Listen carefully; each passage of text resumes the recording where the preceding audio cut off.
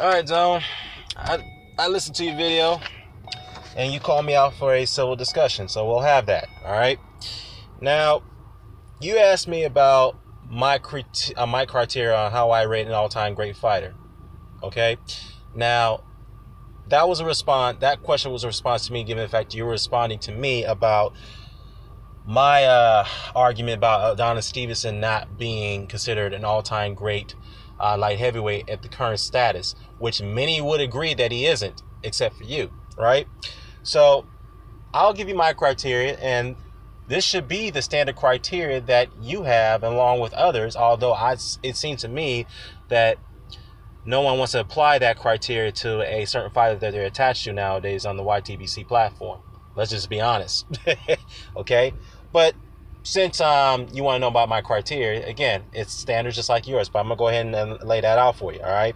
Now, my criteria of rating an all-time great fighter is I look at the fighter's level of opposition, all right? Now, that can be an exception.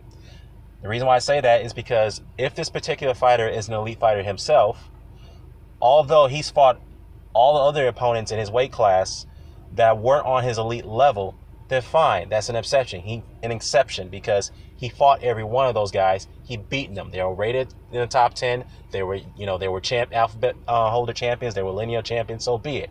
That's fine. Okay, that's an exception. I also look at a number of title wins that they had, and I look at their opponent's level of opposition on who they beat, and most importantly, I look at the number of risks they take, dangerous risks, the danger opponents they fought, and outweigh the win and the loss ratio in that situation. So yeah, that's standard, just like yours, I assume, right? Okay, now the number of title wins that can be very skewed, and the reason why I say that is because any fighter can have a lengthy number of title wins and pad their resume. So I'm gonna give you an example. The example is this guy right here, as you see before you. The guy you see before you is Spanaki. All right, you may not have heard of him. If you had heard of him, then you may know about his record and you know about his career.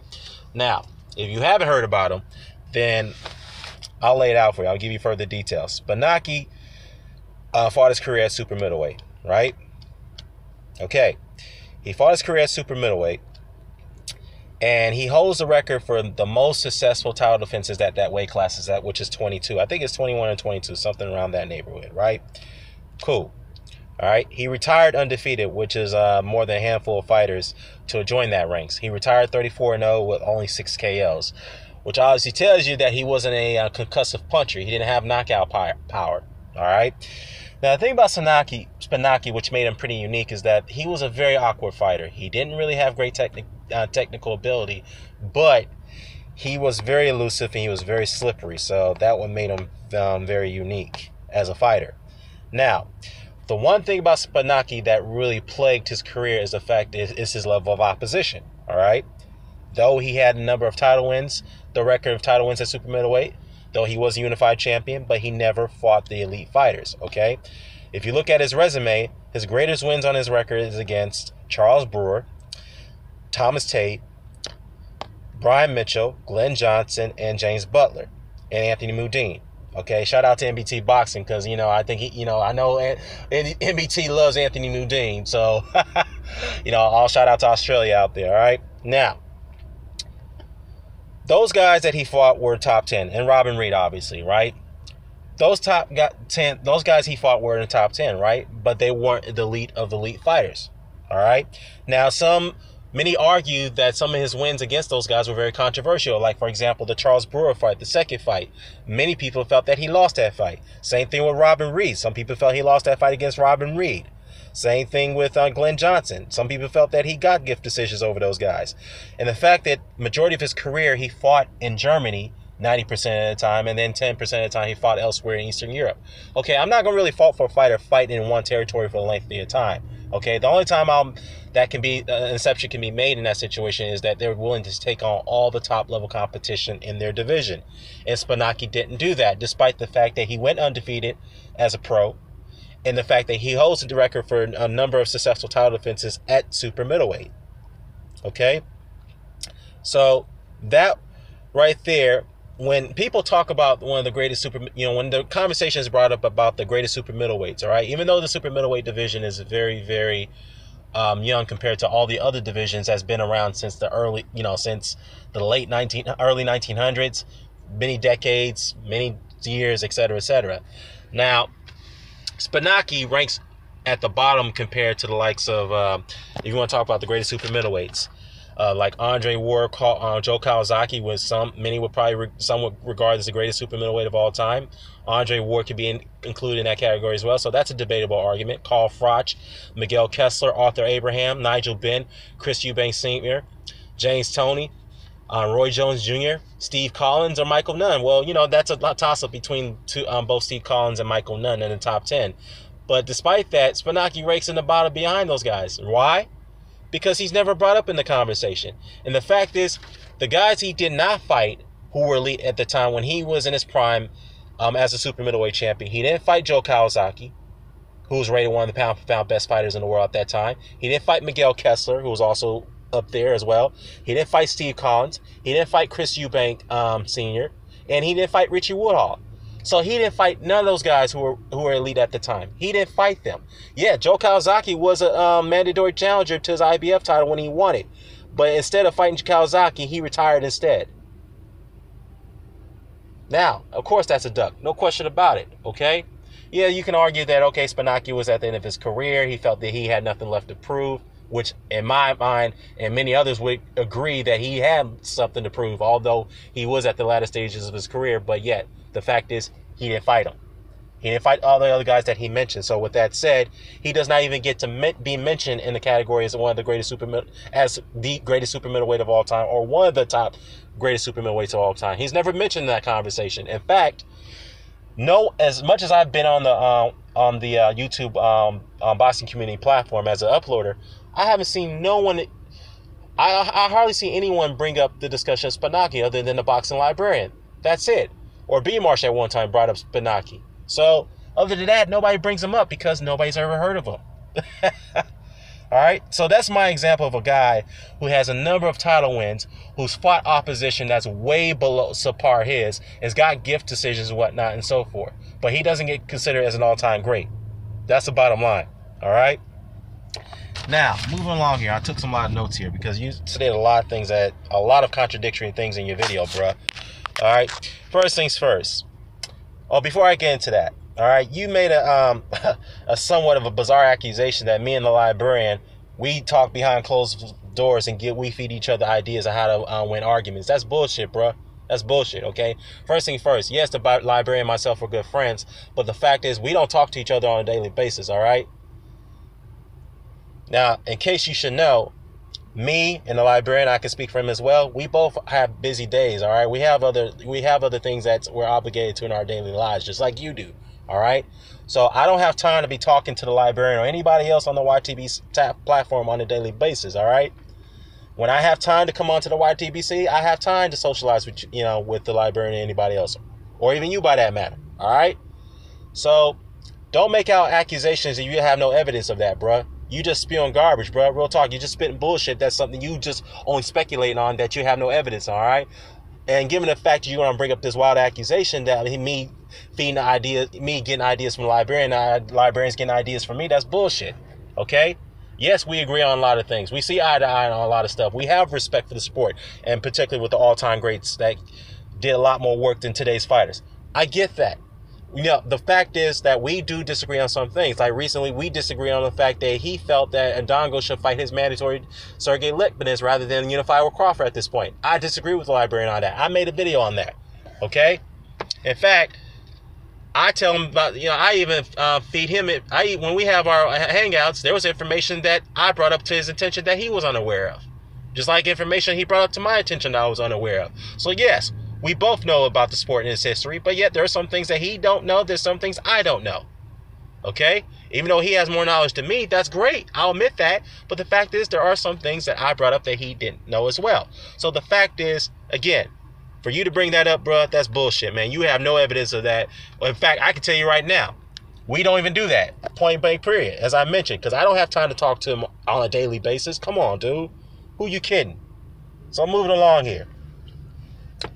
Now, you mentioned that Adonis Stevenson, has been active, which we all can agree he's been inactive, right? But whenever he's inactive, he delivers, right? You give him credit for that. Okay. Even though he's fighting overmatched opposition. And he's not fighting elite fighters. Okay, so be it. Then why don't you give Floyd Mayweather credit for that? He was active for the majority part of his latter stages of his career, but he didn't fight all the top level competition. You criticized him for that, and rightfully so. But why are you not holding that same standard to Adonis Stevenson? Now, I like to answer for that, bruh. Now, in another statement that you mentioned legacy and money doesn't mix. It doesn't go hand in hand. There's a lot of conflicts. I agree. But yet, you went on to say that Adonis Stevenson should be considered an all-time great light heavyweight, and the fact that he hasn't had any legacy fights. So why don't you criticize Adonis Stevenson for not having legacy fights, bruh? That makes no sense. You can't say that legacy and money doesn't mix. You can't say, well, let me take that back. You cannot say that legacy and money does not mix when fighters use that angle just to, fight over a match opposition to make more money, which Stevenson is doing, and yet you criticize Floyd for that shit. It makes no sense, bruh. Real talk. Now, you also said that if you think you're the best, there should be no problem. I agree. If Adonis Stevenson thinks he's the best, cool. But the problem is that he needs to be called out on the fact that why isn't he fighting all the elite fighters? Why hasn't he fought Kovalev? Why hasn't he fought Ward yet? Why hasn't he fought Beterbiev? Well, we can understand the Kovalev situation. I understand that Kovalev ducked the purse bid to get out of that fight. I understand that. I criticize Kathy Duva and Kovalev for that move, okay? But not you particularly, man, but your buddy over there, Low Place, keep dismissing the fact that it was Stevenson that ducked that fight in the beginning. It's on record. It had nothing to do with the HBO situation. He ducked the fight. Yvonne Michelle, his promoter, even confirmed that he sent the formal contract to Stevenson and his manager to review it and agreed to commit to fight Kovalev. It had nothing to do with the HBO situation, and he rejected it. But you seem like everybody gets on my case when I point that out, especially Low Place, but yet, let's dismiss that fact, but let's go ahead and acknowledge the fact that Kovalev is the one who ducked the first bid. Okay, whatever, man. Yeah, he can call out Ward and Kovalev as much as he wants to, but the fact is, after that post-fight interview, after he knocked out from Farah, he's saying that, oh, I'm the king. I don't have to chase those dangerous fights. If those guys want to fight me, they got to come see me. What? Bruh, that does not sound like a fighter who has an all-time great mentality. You can't say a fighter is an all-time great if he doesn't have a mentality of taking on dangerous fights. That's my criteria right there. And I'm sure that's your criteria. The same criteria you apply to other fighters, including Floyd Mayweather, bruh. Come on, let's not get it twisted. Now, another thing you said that Andre Ward and Sergey Kovalev are chasing legacy fights and they're saying active, which is great. They are doing that. But yet you also say that Adonis Stevenson is an all-time great and he's not active enough. Please help me understand that, bruh. That makes no sense. Now, what you also say that you give Adonis Stevenson full credit for knocking out Chad Dawson. You don't give a fuck you don't give a damn what people say about that. Although Chad Dawson was over the hill, it was shot after the Andre Ward fight, right? But all fairness to Stevenson, he was the underdog. Great. He was the underdog. Let's give him credit for that win. But why don't you give him Floyd Mayweather credit for beating Oscar De La Hoya? Now, as we all can agree on, Oscar De La Hoya was over the hill. He was way past his best. But yet, Oscar De La Hoya was the favorite to win that fight. So, if you're going to criticize Floyd for fighting over the hill and over the hill opposition like Oscar De La Hoya, then maybe you should not give him credit for that win against De La Hoya. Then maybe you should maybe you shouldn't give Adonis Stevenson credit for fighting Chad Dawson. So again, that's a double standard right there, bruh. All right, moving along here. You also said that Adonis Stevenson had every right to back out of the negotiation with Bernard Hopkins, right? Now, I'm only going by paraphrasing what you said here, all right? You said that, look, as a fighter, as a lineal champion, right? If you're going to give me the lower split, although you did more work in the past, fuck that. I will back out of the negotiations too, right? You ain't going to tell me what I need to deserve and what I'm worth and what I'm not worth. All right, if that's your prerogative, so be it. But guess what? Floyd Mayweather did the same thing with the Tony Margarito negotiations. Yeah. Why don't you give him a pass for that? Yeah, he blatantly ducked that fight. Floyd was the IBF champion at the time at welterweight when he beat Zab Judah, right? Then when that fight, after he beat Zab Judah, Bob Arum was trying to set up a unification bout between Floyd and Antonio Margarito. Floyd wanted to be compensated more than $8 million to take that fight. But since he couldn't get that compensation amount, he ducked out of it. He pulled out of the fight. Okay? But yeah, he was the IBF champion, and he had a far better resume than Antonio Margarito. That's a fact. Okay? But yeah, we can all say that he ducked the fight. You can say, yeah, we both agree he ducked the fight, but let's give him a pass for having every reason to duck the Antonio Margarito fight, just like you're giving Adonis Stevenson a pass for ducking out the Bernard Hopkins fight. Right? So let's use that standard, bro. Let's come out and say that. All right, what else did you say here?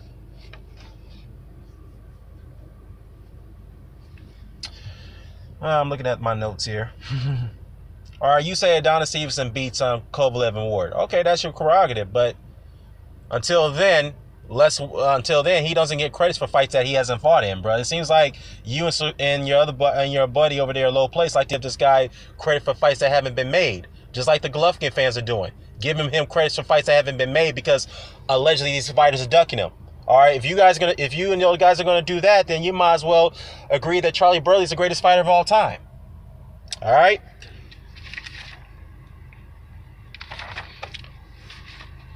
Now, another thing you said that kind of confused me, man. You said that Andre Ward is the man because he beat Kovalev with 3 belts, but yet you turn around and say Adonis Stevenson is the man. So, I mean, I'm confused here, brother. Is Adonis Stevenson man of the light heavyweight division, or is it Andre Ward because he got 3 belts? You got to make up your mind, man. Tell us what it is. All right. I think that's it right here, man. I think that's all the thing I addressed. Now, back to you. I'm going to ask you some set of questions. Number 1, what is your criteria of rating an all-time great super middleweight? All right. I'm sorry. No. Let me take that back. Let me rephrase that question. What's your criteria of rating an all-time great fighter? Okay? Particularly Adonis Stevenson. All right? And number 2, since I brought up Antonio Margarito, I should say, didn't you once say that Antonio Margarito is a top 10 all-time great welterweight? Now, correct me if I'm wrong about that. If you did say that, we never got an explanation on why he should be considered all-time great all-time great welterweight at top 10. Break that down for us. Explain to us why he should be considered an all-time great welterweight in the top 10. I'd like to hear that argument, bro. All right, and before I close out this video, let me go at Adonis Stevenson's resume, man. Yeah, Chad Dawson was a great win. That was a good win. His greatest win on his record. We can agree on that, right? But who did he fight after that? Tavares Crowd. Okay, decent win. Tony Bellew. Semi-decent win. After that, Sokowski. Nope. Andrew Fafar. I don't know about that one. It was the other guy. Thomas Williams Jr. Okay. Sakio Bika. All right, man. First of all, Sakio Bika only had one off fight at light heavyweight. That was against Adonis Stevenson. And after that, he ain't done nothing ever since. Nothing ever since. Okay? So, after all those guys I named, right there, Stevenson only beat one pound-for-pound fighter, which many argue that was shot. That was way past his best. He beat him. Okay? And yet, that's his only significant win on his resume. And you say that he's the all-time great, top 10 all-time great light heavyweight based off that criteria alone? Oh, come on, bro. You can't be serious, dude. Like I said, please break it down for us, man. Give us a detailed description why you think he should be considered an all-time great all-time great light heavyweight based off that resume alone. What risks has Adonis Stevenson taken ever since he became champion? Rhetorical question. None whatsoever. Yeah, he's got 8 successful title defenses, but as I pointed out with Spinaki's title defenses, that don't mean shit because he didn't fight all the elite fighters in those title defenses. He didn't do that, and neither did Adonis Stevenson. Now, until he gets Ward, until he gets Kovalev, until he gets Beterbiev, until he gets all the other ranked contenders like Marcus Brown and Alexander Gustik, until he gets those guys on his resume, then yeah, we say, you know what? Let's look back at Adonis Stevenson's career. He was a lineal champion for a long while now. He beat 3 pound-for-pound fighters. He was a unified undisputed champion. Then yeah, he cleaned out his division. Then we can go in and talk about him putting him into the all-time great list. Then we can have that discussion. Until now, no. But since you want to put him in that list, I'd like to hear an explanation for you. Again, let me repeat my set of questions to you. What's your criteria of how you rank a fighter as an all-time great? Again, I assume that it's the same criteria as you apply. And number two, I'd like an explanation on why you think Antonio Margarito, and I believe you said this, it should be considered an all-time great welterweight in the top 10. Lay out the details on that, bro, because I'll be definitely waiting for the response on that one. So, with that said, bro. I'm out, and I'll be waiting for your response.